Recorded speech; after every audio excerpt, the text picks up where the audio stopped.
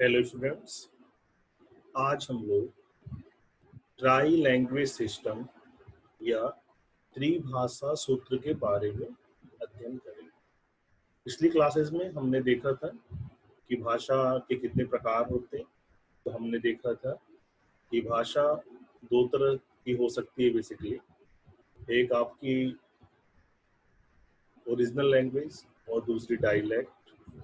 हमने देखा था कि या तो हमारी कोई एक मेजर लैंग्वेज होती है जिसको परिनिष्ठित भाषा कहते हैं और दूसरी हमारी डायलेक्ट होती है। आज हम लोग बात करेंगे यहाँ पे त्रिभाषा सूत्र के।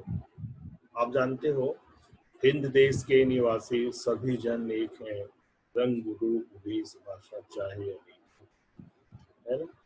यानी कि हमारे देश में ढेर सारी भाषाओं को बोला जाता है, ढेर सारी बोलियों का वो बोलते हैं। आप जानते भी हो कि हमारे कॉन्स्टिट्यूशन में 16 भाषाओं को मान्यता प्राप्त है, लेकिन 16 भाषाओं के अलावा भी हम लोग ढेर सारी बोलियों को बोलते।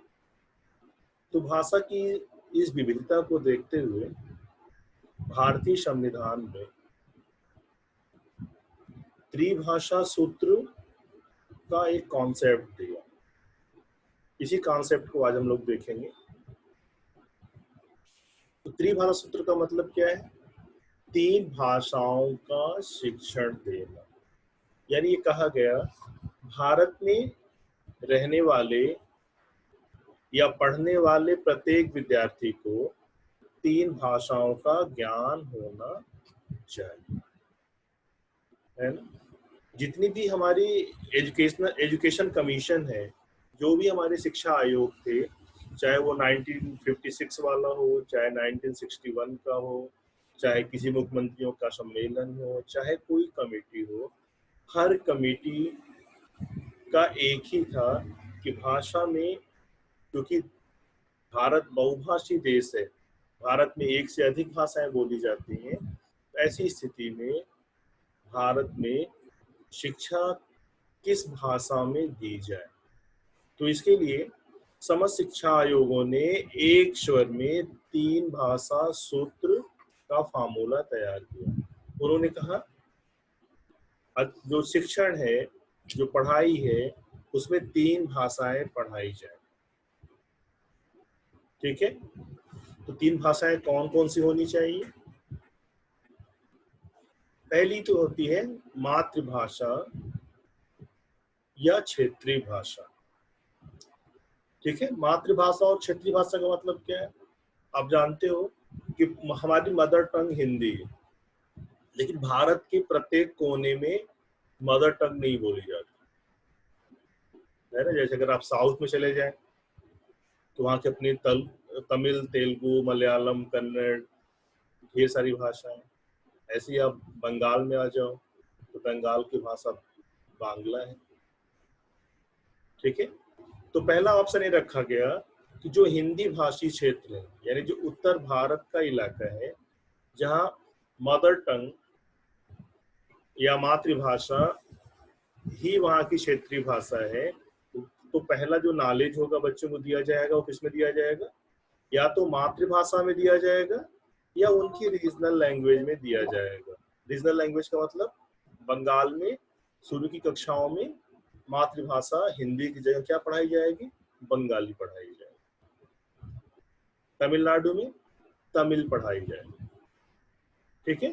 ये पहला ये रूल बना कि या तो पढ़ाई का माध्यम या तो मातृभाषा होगा या तो क्षेत्रीय भाषा।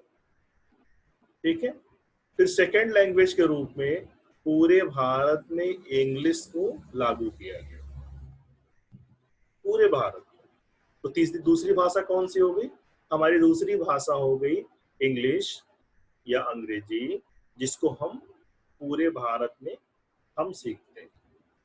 और जो तीसरी भाषा है बनी, वो तीसरी भाषा बनी गैर हिंदी भाषी क्षेत्र के लिए हिंदी और हिंदी भाषी क्षेत्र के लिए कोई वैकल्पिक भाषा। ठीक है। गैर भाषी हिंदी क्षेत्र का मतलब क्या है?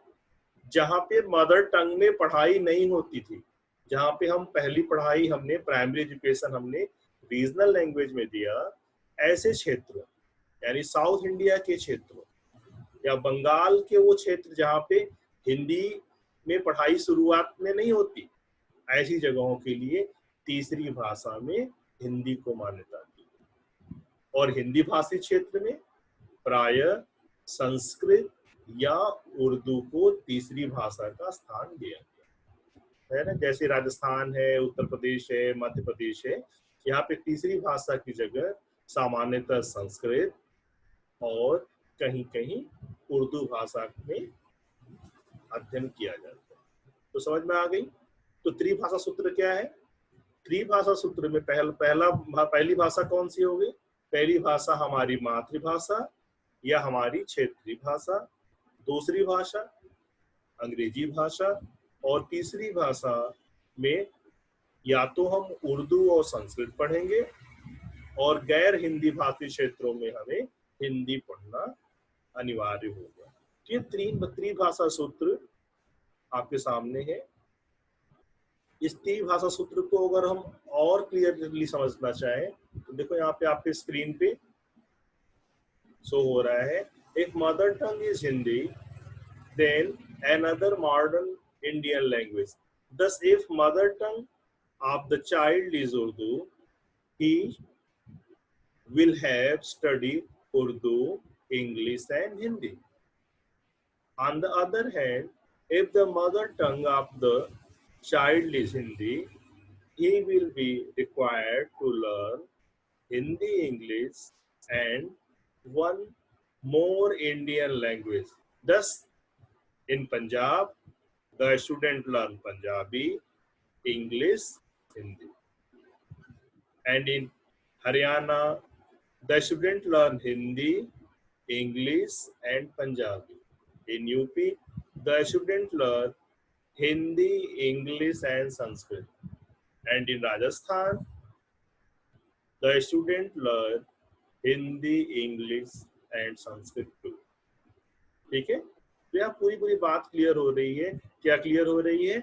यदि हमारी मातृभाषा हिंदी है तो हमें एक और आधुनिक भाषा पढ़नी पड़ेगी।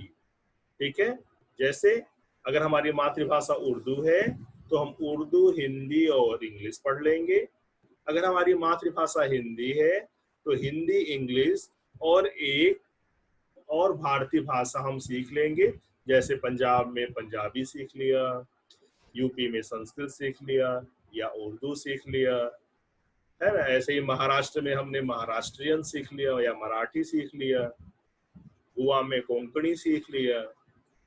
तो इस तरह से हमारा त्रिभाषा सूत्र का फॉर्मूला शिक्षा आयोगों ने दिया।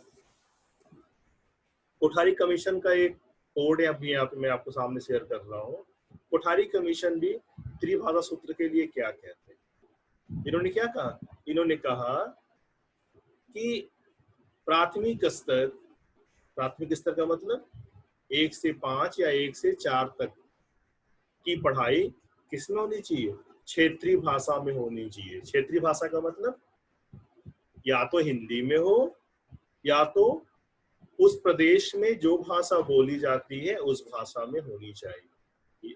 ठीक है? इसका मतलब क्या हुआ? हमारा प्राइमरी एजुकेशन किस लैंग्वेज में होना चाहिए? या तो मदर टंग में हो या तो रीजनल लैंग्वेज में, या तो हम मातृभाषा में करें या तो वहां की सर्वमान्य क्षेत्रीय भाषा में करें। ठीक है?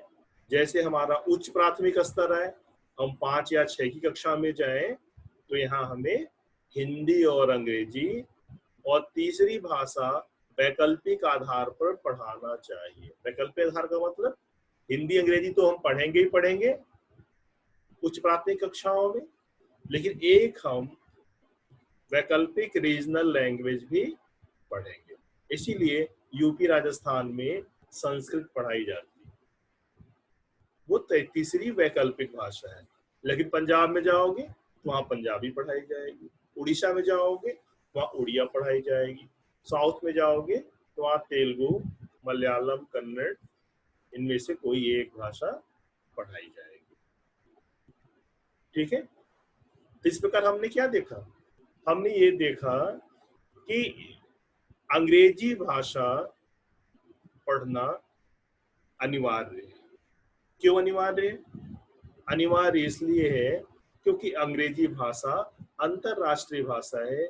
अगर हमें विज्ञान के क्षेत्र में, हमें प्रौद्योगिकी के क्षेत्र में, अगर हमें कहीं फॉरेन स्टडी करनी है या जॉब करनी है, तो हमें एक अंतरराष्ट्रीय भाषा आनी चाहिए, क्योंकि बिना अंतरराष्ट्रीय भाषा के हम अपना विकास नहीं कर सकते। तो आपने क्या देखा?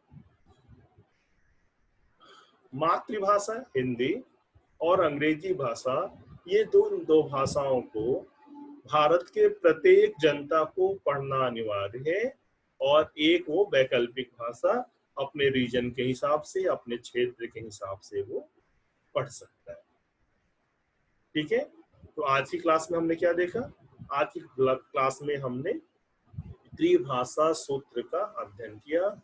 हमने देखा कि त्रिभाषा सूत्र में कौन कौन सी भाषा हमें कहाँ पढ़नी चाहिए और कौन सी भाषा भारत में अनिवार्य है। तो हमने पाया कि भारत की मातृभाषा हिंदी और अंतरराष्ट्रीय भाषा अंग्रेजी, इन दो भाषाओं को पढ़ना अनिवार्य है। और तीसरी भाषा जिसे हम पढ़ते हैं वो वैकल्पिक आधार पर, अपने क्षेत्रीय आधार पर, अपने प्रांत के आधार पर हम चुन सकते हैं।